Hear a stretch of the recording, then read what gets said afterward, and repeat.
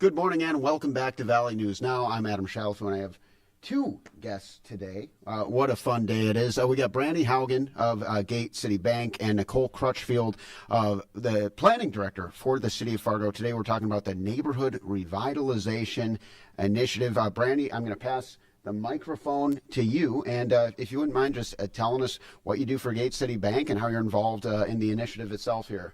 Yes, so my name is Brandie Haugen. I am a retail manager with Gate City Bank, and my involvement is connecting with the city leaders and community members to spread word about this program. And here we are with a city leader, Nicole Crutchfield. So, Nicole, tell us what it's like being a planning director for the city of Fargo, and it sounds like you're pretty directly involved in this program. Yes, so my name is Nicole Crutchfield. I'm the planning director with the city of Fargo. And I've been the director now for, I guess, about 6 years. Previous to that, I was a senior planner, and I work with a department group of about 3 people that help administer this program, the NRI program. Okay, very good. NRI, Neighborhood Revitalization. All these questions pretty much going to both of you guys. So jump in however you feel. What is it? Neighborhood Revitalization Initiative. I feel like a lot of the definitions right in the name itself, but let's kind of break it down. Yeah, so so for short, we call it NRI program. So if you hear word of mouth, people talking about it, that's what we call it for short. And we're really talking about how to stabilize our single family homes in older neighborhoods. And so homes that are 40 years or older, and we all know they need a little TLC from time to time. And so partnerships with Gate City Bank help us provide options for community members. Okay, very good. And yeah, you're talking about some of those like more mature neighborhoods, and they can be expensive to maintain. And so that's kind of where Gate City Bank comes in, huh? It sounds like kind of below market rates to kind of make things possible, and it really does create a win-win. Tell us about your role within. Yeah, so we do offer a couple terms, a 10-year and a 15-year option for homeowners that take advantage of this program to renovate their homes. So, we've seen people who need new siding, windows, garage repairs, kitchen remodels, bathroom remodels, structure repairs that they've used this program for. And so $127 million has been allocated to the program across its footprint, and that goes back to 2003? Yes, we've had a partnership for over 20 plus years with the city of Fargo. Okay, very good. And let's just talk about the results. What have we seen from that? You mentioned before we started that you live in a very old house, and so it's kind of interesting to hear that perspective from you as well. Yeah, I have not been a customer yet of the NRI program, but yeah, so the question in terms of the results. So I think last year we had around 16 properties, and let's see, I think over probably $900,000 were invested collectively in those 16 properties. And so when you add it all up, it's a big impact. And as homes get older, and like I said, I live in a 100-year-old house, almost 100 years, and I've been in it for almost 20 years, and already I'm looking at my second round of roof repairs and all those little extra things that are needed. And many people, to compare that to searching for a new home, or maybe you have to adapt the house for elderly needs, and Sure. There's lots of different reasons why people need to make adjustments to their house and or consider moving elsewhere. And so we know a healthy neighborhood has all sorts of generations in their neighborhoods. We have all sorts of housing choice and needs in each of the neighborhoods, and that's what we're working hard to try to provide. And it sounds like you said, a lot of kind of maintenance, especially older houses. So what are we kind of looking at typically? Structural repairs, and you mentioned the roof, stuff like that. Yeah, and it could also be, cosmetic. Okay. Just what you would do like on your classic HGTV of, updating your kitchen, adding value to your bathroom. Maybe you need a walk-in shower instead of a tub, those kinds of things. And so I think really the sky's the limit in terms of options. So it's not like it should be noted, it's not like a federal program. So some folks may have tried to do rehab programs related to community development block grant funds, which is Okay. a federal program. This is not that. And so this is really just, your market improvements that someone might want to do in their house. Okay, and I think that's an important line to draw there, an important distinction to make. Brandie, let me ask you about the loan amount kind of ranges. It looks like there's a very wide range. It seems like it could facilitate some relatively minor needs or complete overhauls almost, looking at some of the numbers here. And then flexible repayment options as well. Yeah, absolutely. Yeah, you see anywhere from 10,000 to 100,000 we have for the limits on this type of loan.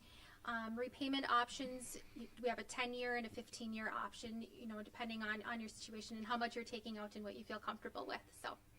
Okay, very good. So, and anyone with questions on interest rates, where do they want to find answers? Yeah, give us a call at Gate City Bank and we can talk through those interest rates with you. And if you have questions on the application process, you can also give us a call at Gate City Bank, or you can reach out to the City of Fargo and they can answer some of those questions for you also.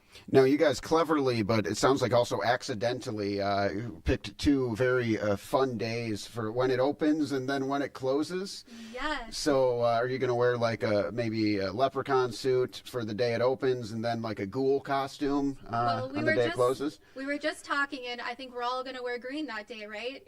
And then, so yeah, the program launches March 17th and ends October 31st. So yes, we could dress in green and then Halloween costumes for the end of it. That's fun. That's Yes. fun. Okay, so yeah, good little window within there. So plenty of time for people to enroll. Let's kind of talk about the eligibility requirements. The big thing is these are older houses. We use the term mature houses, so they got to be at least 40 years. What other limitations and eligibility requirements are we talking about here? Yeah, I'm going to hand it over to you and you can answer this question. Sure. So one of the things that's new this year is we increased the home assessed value limit to $300,000. So in the past, depending on when you've looked at this in the past as a possible client in this process, we did recognize the cost of construction and the cost of home values have gone up over time. So that has increased this year to, if your house is assessed at less than $300,000, you would be eligible, and 40 years or older, you would be eligible. And geography-wise, if you've looked at that in the past, the boundary, it's the same as last year, but the boundary has changed over time from when the program first started in like 2003 to today. And so now the geography boundary goes all the way south to 32nd Avenue South, all the way north of 19th Avenue, pretty much the interstate to the west and the river to the east. And so if you're in an older home and are considering renovations, give us a call. Okay, very good. And so when we're talking core neighborhoods, that just has more to do with geography than anything? Yeah, so core neighborhoods is part of our initiative. The city adopted a core neighborhoods plan a couple of years ago. And really it's about in that plan is many different tools and parameters related to stabilizing and investing in our older neighborhoods. We want to keep these neighborhoods viable options for all people and keep the schools populated and all sorts of things to make a healthy neighborhood. We know to stay competitive to, say, Southwest Fargo and the metro at large, people want housing choices and options. And so this is, if we've all been in, Fargo's very lucky in that the metro, I should say, we're not really used to what we maybe see in other parts of the country with blighted areas, blighted neighborhoods, and maybe depressed areas. And we're in a growing community, growing city, but we don't want to take that for granted. And so we know it takes programs like this to continue that investment cycle. A healthy neighborhood has basically a 20-year regenerative cycle, just like a generation. And so it takes a lot of different efforts, both initiatives like this and people's just own interest and desires.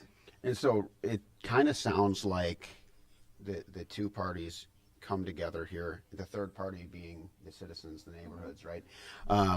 But coming together for a proactive approach to what's really a common issue, because I mean, that's huge. You've seen it, like you said, there's a lot of communities across the country. You can see one neighborhood that used to be really nice, maybe some things get a little worn down, and all of a sudden it's not as safe as it used to be. You see some tough stuff throughout the country like that, but it sounds like a pretty proactive approach. You called it win-win-win. Yes, I would say it's a win-win-win, and I'll give credit to our, kind of leadership, previous leadership back in both before Brandie and I, in 2003, when really the city was, and my previous predecessors were really trying to figure out how to do neighborhood planning and how to interact in communities and neighborhoods. One of the things that makes Fargo so special is the social networks that are built in our neighborhoods. We're such a warm and friendly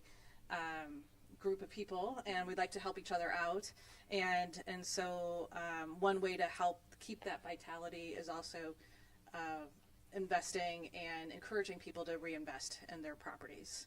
And you guys haven't been there since day one, going back to 2003, so it's okay if you don't necessarily have a hard answer on this question, but you look at the growth in the area, and then you kind of consider, even just looking through some of our notes and some of our conversations that we've had, that you have some changes, some tweaks here and there. It's been the same program for over 20 years, but there's some tweaks here and there. So what's that like to kind of take in the new information and then make the necessary adjustments, and how do you guys kind of work together to do that?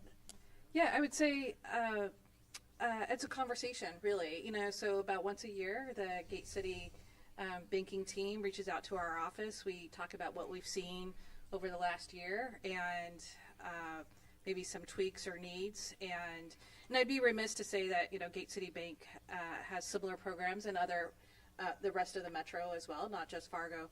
And I don't know if every jurisdiction is slightly different or not, but I know, and we've been really appreciative of the partnership that actually just, it's not really rocket science. I don't want to make it sound like we're in the back room, kind of wondering about things. It's really just, for the most part, letting the market ride, and it's really just encouraging, elements. So, for instance, if we go back a few years ago when interest rates were really, really low, those were different tools that people had at their access. Now that interest rates and cost of construction is going up, we're seeing an uptick in applications. And so there's many different ways that people can decide to invest in their homes. And really what in Fargo we're all about, trying to give options and choices for people so that there's many different possibilities. Awesome. Brandie, I want to ask you about, what kind of makes it all worth it for Gate City, because for something to go on for 20 plus years, every party involved has to kind of keep showing up. You guys have, and I'm sure for good reason. Yeah, I know. Well, I'm thankful, and Gate City Bank is thankful for our partnership with the City of Fargo. Continuing to look at how are we all investing in our community to keep it vibrant and keep it alive, and things evolve. Looking at home values have changed, and looking at that assessed value. I know that's an ongoing conversation of making sure we're evolving to meet our community's needs. Awesome. Yeah, I mean, it just does tremendous things to. Especially, I think of the younger generation with stuff like this, being able to have a strong quality of life, and I think it feeds into a lot of things like we won't necessarily get into today, but you have a good neighborhood, you have a good place to take the kids and the dog, whatever it may be. So it's cool to see the vested interest through everyone involved. All right, so kind of moving on here, improvements to preserve older property, help retain some of the character of the core neighborhoods. It sounds like it's a huge priority for the city. How have you seen any case-by-case situations where maybe you saw they could really use this, and then they got it? Any success stories, if you will? Every year we have success stories. It's so fun to hear, especially once those community members, they come back and they share the progress of their home repairs. There's been, roofs, for example, you were just talking about roofs, and they've had a dire need, or windows, and improving those efficiencies in their homes. So it's really exciting and fun to see those improvements and how that impacts the community, and being able to have that, low interest loan for a longer term to help them make those repairs. So. And let's talk about the long-term benefits of that as well. Whoever wants to take that. Sure. I think the long-term benefits are really just, if you think about the street appeal and the curb appeal of the neighborhood as a whole. And so, we all have those parts of Fargo where we drive down and think this is a really pretty street.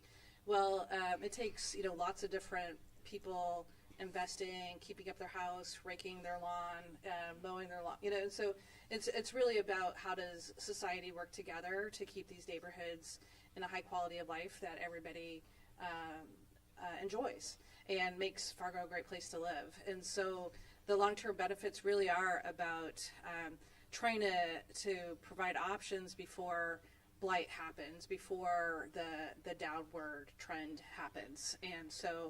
And those might be elements related to neighborhood associations and community building, as well as people individually having the desire to invest in their own house.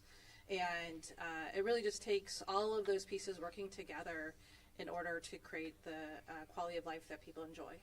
So let's get into kind of some of the nuts and bolts of how things go down. And we talked about it a little bit before we started this stream here. So it sounds like the city of Fargo helps to identify people through an application process, and then is it kind of you guys pass them right off to Brandie? Yeah, so so Brandie has team members that work with directly with the city of Fargo, probably like true bankers. Yeah, not that Brandie's not a banker, but so no, they literally just can call the 241-1474 is our direct line, as well as go to the city website, fargond.gov, and just search NRI or go to the NRI page, and there's an application online. So it's really just as simple as filling out that application and bringing it to our office, or sending it in via email. And then if you do have questions, they can always call us and ask, and we can walk through that application process with someone. There may be some questions about, kind of, I can imagine, what kind of strings are attached, things like that. And I will just say there's very little strings attached if anybody's, kind of afraid of the government, if you will. But yeah, so at that point, we kind of preview and make sure they are meeting that pretty basic criteria. And then we coordinate. Jasmine in our office, or Emily in our office, will help connect that person to Pam at Gate City Bank, and then from there it's really like doing a residential loan. Okay. And so it's really a banking loan that you do with Gate City Bank directly. And again, I should be remiss if maybe you did this program say 15 years ago. We had other steps in the process in terms of inspections and things. And we realized we didn't really need those extra steps. And so we kind of audited the program, if you will, about 6 or 7 years ago, where we removed some of these other steps that weren't really needed, and realized it was just like a permit like everybody else. So it made it a little bit more accessible. And so really trying to make it easier for people. And so it's really like taking a bank loan, except you have the city of Fargo kind of hand delivering your application to the bank. Okay, awesome. I'm going to pull up the web page just for people to take a look at here. And so all the information that you need is kind of laid out pretty clearly here. And then there's the phone number that was mentioned if you do have more questions. So it sounds like a pretty smooth operation then. Where it's just, you guys kind of all work together. You guys answer the questions, and then you guys probably get some questions too. How long does it take for people, let's say, like they apply?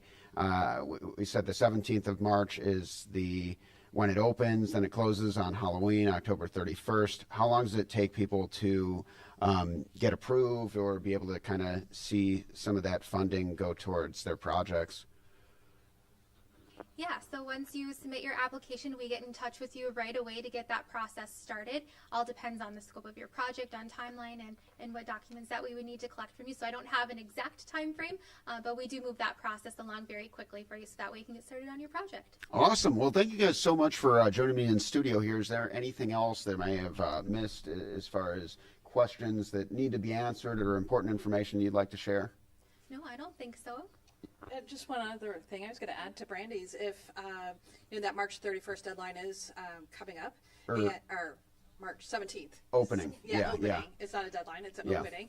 But if you want to go ahead and get in the queue, we'll be at the City Commission meeting on March 3rd, I think. Okay. And we'll have an announcement and the official, kind of acceptance of the grant, if you will. And then